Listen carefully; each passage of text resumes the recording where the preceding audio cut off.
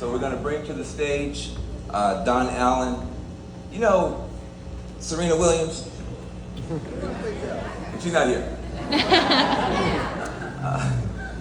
Tiger Woods, Jackie Robinson. You know, there's certain people who there's a before and after impact. It was all one chrome, one color, and then suddenly it wasn't. We've got a Jackie Robinson of technology about to come to the stage. This guy's been everywhere, MIT, got the best TED Talk, blah, blah, blah, blah. But he wanted to come here and talk to you. Our whole point is we want to put you up on game. When you leave here, we want you to be some of the smartest people in this town and in the country on how our community can use stuff. But in order to be smart, you got to listen to the smartest people. One of the smartest people in the world on technology is here, Don Allen. Woo!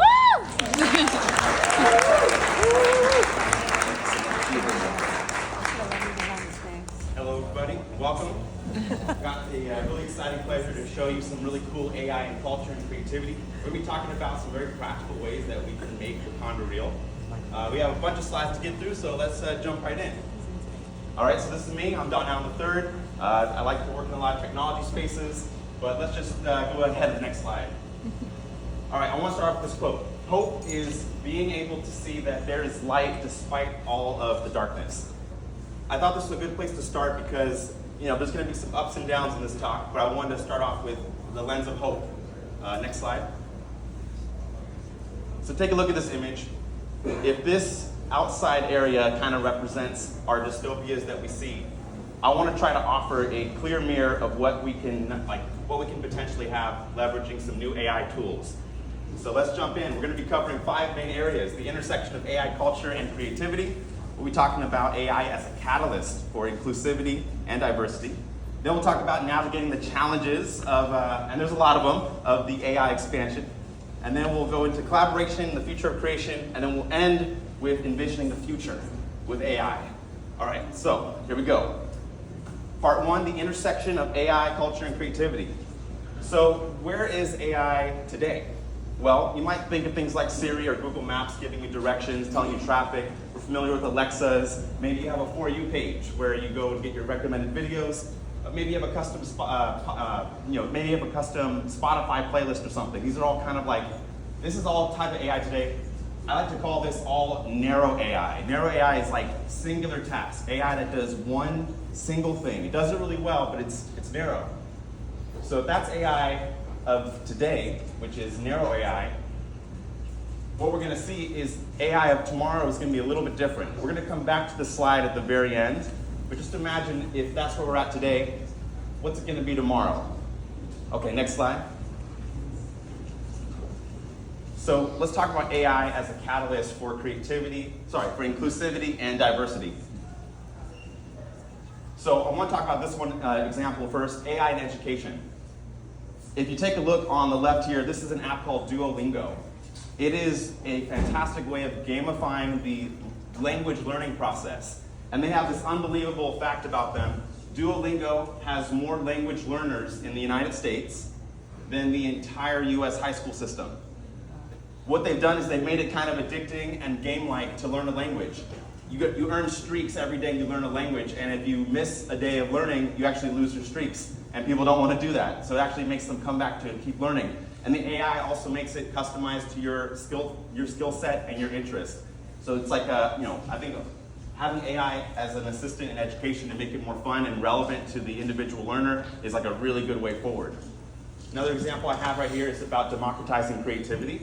There's a company called Be My Eyes. They've been using GPT-4. That's one of the AI models if you've heard of ChatGPT.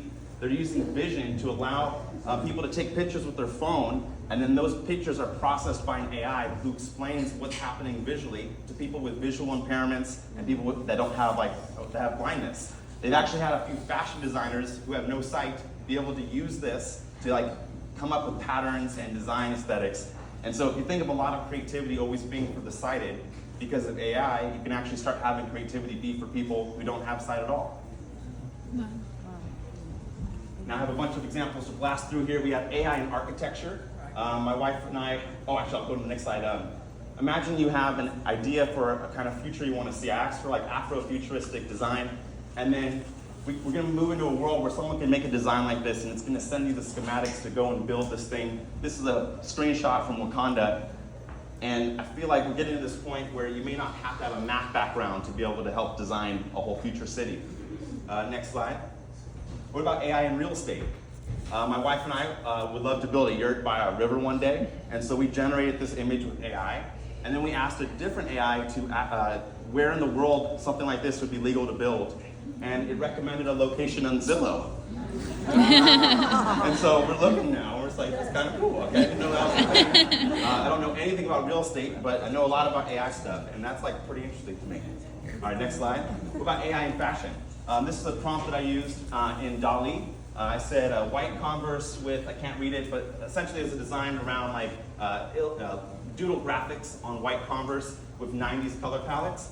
And then it gave me these 4 images. And then I took one of those 4 images, and then I tried to draw it myself with Sharpie and ink on some shoes. So you can use this to kind of like help assist with your existing creative process. Okay, let's do another example.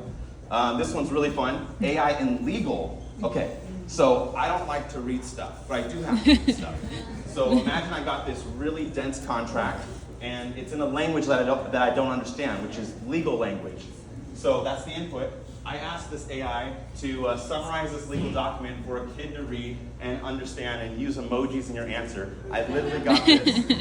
It said, this paper, it's got the emoji of like a little paper, is a deal, handshake, between 2 groups. Group 1 has secret health stuff, there's a little hospital icon, and Group 2 helps Group 1 work and sees the secret stuff, and then both parties pinky promise not to follow rules, and then of course to keep the secret safe and not tell anyone with the zip face emoji. So without actually understanding that whole contract, I feel like I do understand it. That's pretty good. And then the reason why I want to bring this up is imagine if English is not your first language, but you're being asked to sign a contract. You can actually have any contract now translated into your preferred language, and you can ask it to be in any style. I love emojis, but if you want it to be sung to like a poem, it could read this contract like a poem, and then you would know intuitively whether you're signing the right thing. Okay, next slide, please. So in summary, AI transcends the traditional barriers, enabling more inclusive, diverse approach to education and accessibility. And then the 3 slides I had in here, language learning is revolutionized with that app Duolingo. Definitely look into that if you're trying to learn a new language. It's amazing. Visual independence is enabled with Be My Eyes. And then of course, if you understand without boundaries with these new like models where you put text in, you say, write this for me for a 5-year-old. All right, next slide. Okay, so in this section, I want to talk about navigating the challenges with AI expansion. And there are challenges, so we do need to address them. Let's jump into it. AI is akin to fire. It's a source of warmth and enlightenment, yet it requires the same vigilance we afford a lit match. We embrace its glow, all while standing ready with extinguishers of that wisdom and precaution. Now, this quote was by a brilliant mind, ChatGPT 4. I just asked it to come up with a nice metaphor relating fire to AI safety, and I was like, that's actually pretty profound. All right, next slide. So I just went to Yosemite last week, and I was informed by one of the park rangers that there's a big misconception around fire. There's 2 types. There's on the one side, if you hit the next button here, we got regenerative fire. Has the ability to maintain ecosystems. It encourages new growth. A lot of pine cones can't actually expel their seeds without having a fire. But then you also have destructive wildfires. Now these ones cause widespread damage, and they threaten like lives and property. So here's the thing. If you do the next button here, we have fire extinguishers because fires are dangerous, and we also have caution. We have warning labels about flammable. We know if things are flammable when you're working with them. There's fire safety training. I think there's a lot of lessons that we can have right here. Like, how do we navigate using fire? Well, we have all these safety precautions in place. I think a similar approach is going to be required when we interact with AI moving forward. What are the fire extinguishers of AI, and what are the caution and flammable signs? and they need to be like clearly labeled and whatnot. Okay, next slide. So here's one of those fires that's not getting put out easily. Bias and discrimination. It was touched upon earlier. If an AI system has been trained on biased data, well then guess what? You perpetuate and amplify that biased knowledge. So here's a really crappy example. If you go to the next slide. So I found this online. One more, okay. So this is a real measurement that was taken by the Compass AI. If you do one forward, Compass is a correctional or offender management profiling for alternative sanctions software. It's used in law enforcement with AI. And this is like the worst case example. So this person, James, was considered a low-risk person, yet prior offenses included domestic violence, aggravated assault, grand theft auto, petty theft, and drug trafficking. Whereas Robert was considered medium risk, and they had one prior offense, petty theft. The AI system looked at their image along with their data and labeled James a 3 and Robert a 6. This is really crappy because the algorithm was more likely to mistakenly flag black defendants as high risk when they were not in this example, and it mistakenly it labeled white defendants as low risk when they went on to commit more crimes. So that's really bad, and there is a solution for it. I want to give you that solution because I want to, again, remind people of the clear mirror. Like, we can have hope in the future. It does not have to be this dystopia. So here's how. Here's 5 ways students, and I think of all of us as students because you should always be, never stop learning. So 5 ways that students can address the bias in AI systems. The first one is to advocate for transparency and auditing. A quick audit of their algorithm would have spotted that there's some weird bias going on here. So we need to say, hey, this AI that we're going to use for public sector, it needs to be audited by the public. Another one, if we contribute to open source training data, not just the private stuff, if we have like these kind of shared public libraries. Third one is conduct research studies on algorithmic bias. And number 4 we have is develop new bias detection methods. And finally, start joining student organizations for AI ethics. These are all very practical things that we can do, and it will make a difference if we start taking them seriously now. Okay, next slide. So when we're going to be balancing this progress with caution, I decided since we're at this Make Wakanda Real event, I wanted to bring up a Marvel Universe reference.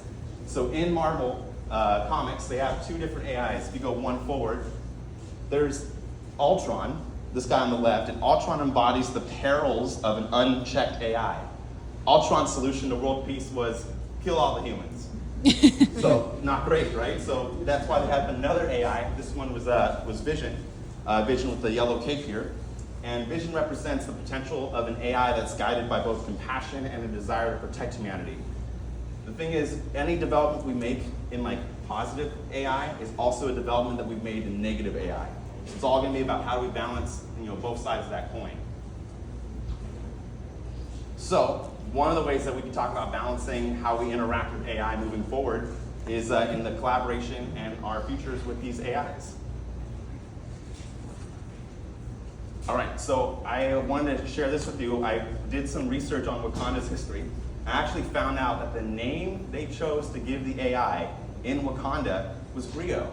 And so I looked it up, I'm like, what's the origin of griot? Well, it turns out griot is a West African historian, a storyteller, a praise singer, a poet, a musician. And griots are responsible for keeping stories of individual tribes alive through oral tradition.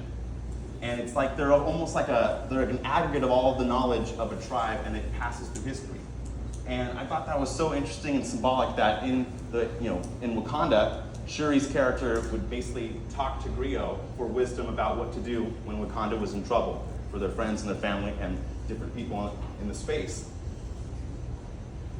And it's pronounced griot, by the way. I know I got thrown off by the T, but it's griot. So griot had, in my mind, it's like wisdom through technology.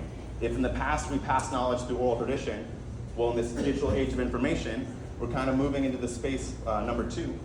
It's like AI is kind of a new storyteller, helping us tell our story in like new and profound ways. And a griot honors ancestral knowledge. We don't just throw away all the stuff that we've learned in the past. That wouldn't be very helpful. And then also griot is a cultural archive. And finally, we have these technologies in Wakanda, and we should be bringing them to life. So I actually asked another AI a question. What if the algorithms of tomorrow and the ones that we are invested in with the future were actually created by traditionally underserved communities. What if we wrote the algorithms? What would that world look like? And it gave me back that image. If we can go back one, it gave me this image. And I thought this was really profound. It was almost like a decentralized way of like having people interact together. And it looked like this fantastic sci-fi positive world come to life if the algorithms of the future were created by underrepresented communities today. So I keep talking about algorithms, and if we move on to the next slide, I just want to answer this question of what is an algorithm? So one of the friendliest examples I can think of, it's like if you ever have Legos when you were a kid, they have instructions on how you build stuff. So if I wanted to build this ship from Wakanda, I would follow all these instructions, what pieces go into what. It's like a recipe. If you ever cooked a delicious meal and you had to get certain ingredients, that set of ingredients in that order and the temperatures that you cook things, that's also an algorithm. And so, yeah, if we go to the next slide, how do we get us to make algorithms? Well, got some exciting news. As of literally 2 days ago, OpenAI just made it possible for anyone in the world to make their own algorithms, and they call them GPTs. So now it won't just be OpenAI, anyone can make them. So in the past, you had to learn how to code to make algorithms. You had to learn logic and syntax, and maybe you had to go to a lot of expensive schooling in computer sciences. Not great for accessibility, right? So the future, or the now, is that we now have these GPTs. You have the ability to just describe a goal, and then it does the coding based off of you just describing what goal you want this AI to have.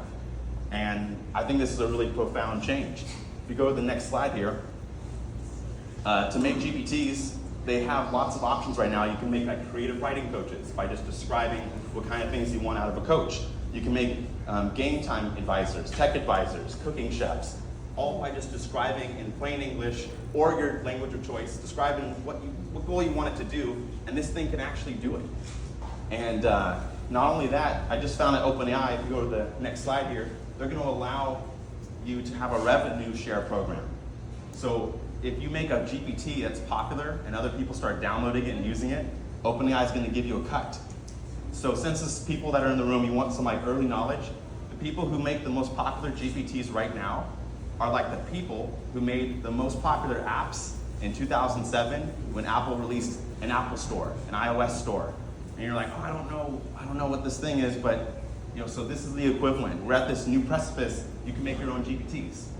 So actually, I made one yesterday, just for this room, and you're welcome to scan this. If you DM me the word griot, the AI name from Wakanda, you scan this QR code, you send me the word griot. I have a bot that will send you my griot, and you can actually chat with it. I trained it on a lot of West African culture and a lot of the science fiction and technologies that were shown in Wakanda, and you can talk to it and learn about a future for tomorrow. Yes, it is. So if you're on my IG page and you DM me the words griot, I got you. Yeah, my bot will send you the link so I can continue the presentation, but then it's teaching while I'm up here. It's so great. All right, next slide. So in summary, we don't need to know how to code to write the algorithms of tomorrow.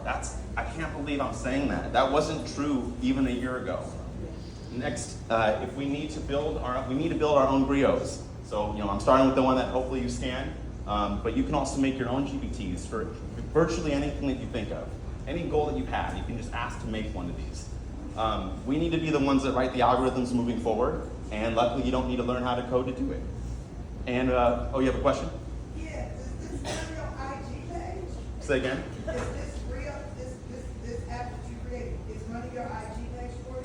So what it'll do is it will send you to ChatGPT, and then that app lets you deploy GPTs. But it don't make a page for you? It doesn't run my page for me. So I can invent that app? What you talking about? You invent that? You can invent it. If there's any goal that you've had, and you can explain it to somebody else, you can basically write an AI that does it, and you don't have to code it. You can just describe the goal. It's so helpful. What you say is I can go into my chat, OBTI, AI thing. Yes. And I can say, I want you to run my IG page. Yeah. Talking like Tiffany Haddish talk. Yes. Pull pictures from my from this crop box and then make it funny. Yeah. So in that exact example, there's an app called Zapier that lets you run and control your Instagram account from a separate AI. So in your case, you would need to write a GPT that would connect a Zapier account to your Instagram, and then you would train it with what kind of responses you want it to say and not say, and then you could run it, and it would run in your Instagram. And with a respect, I'm like, and I want you to respond to all positive comments, positive, terrible things. Run that GPT. It might, I think Instagram might limit how much use you can use of that, but I think you can try it. It's really important to experiment with the tech right now. Next slide, please. Give Tiffany a round of applause. Tiffany's trying to learn something. Tiffany's not moving around. That's Tiffany Hadley. I don't ever wrote on that. The last section I have here is about envisioning the future with AI. So we talked about this slide before.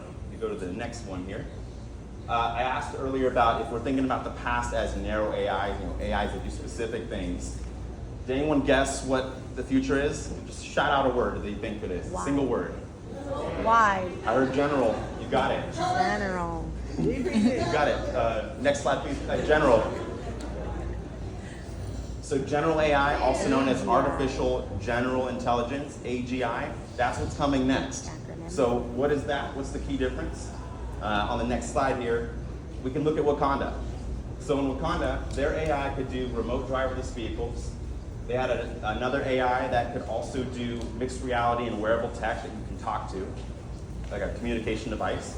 And they had another AI that was able to be a collaborative voice assistant. Well, it turns out these weren't separate AIs. This was one griot system. And so narrow AI would just be if these were all singular areas, but we got the next slide here.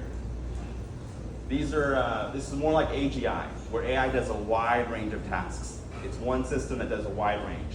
That's really a future that we're accelerating into right now. If you go slide forward, it's going to keep adding on things. So it's going to seem like magic, but it's just new tech kind of building on top of itself. All right, if we go forward one more time, a couple more times here. So this is a quote from the CEO of OpenAI from a few weeks ago. He said, AGI is the equivalent of a median human that you could hire as a coworker.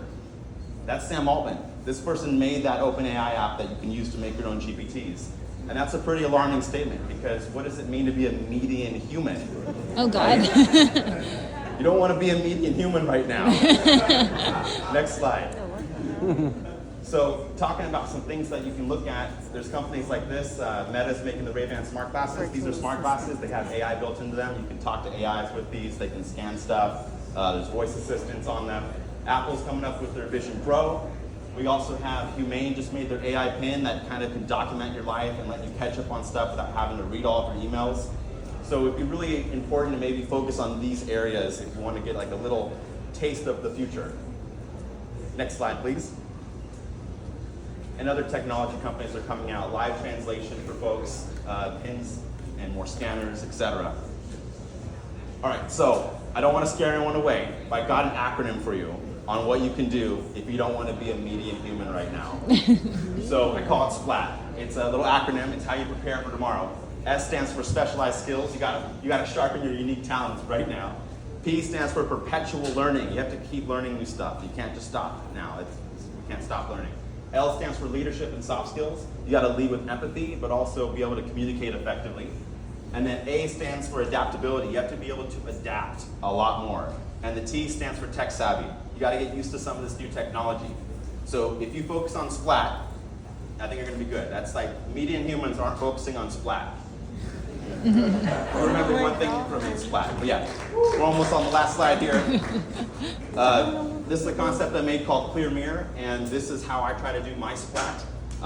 If you go to the next slide here, I try to visualize little slices of what the future might look like. I put them up on Instagram and get feedback, and I try to get people to see a bright side of tomorrow. Next slide. So we've covered everything in this section. Let's go to the next slide one more time. And hopefully I showed you a clear mirror of what the future can look like as we build towards Wakanda. And thank you so much for having me. I really appreciate it. Wakanda forever!